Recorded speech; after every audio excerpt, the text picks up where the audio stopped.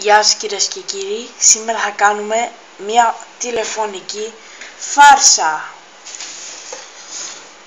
Ωραία, ας πάρουμε τηλέφωνο σε ένα σουβλατζίδικο της γειτονιάς.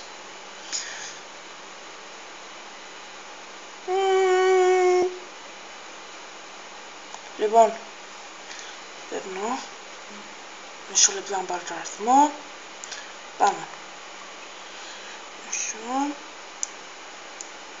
Ναι, γεια σας.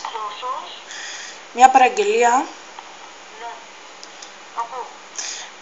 2 πίτες απ' όλα θα ήθελα.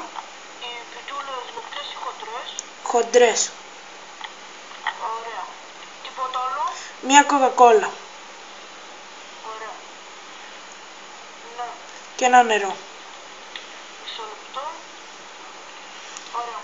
Πού μένετε? Σου διαόλου τη μάνα παπάρα.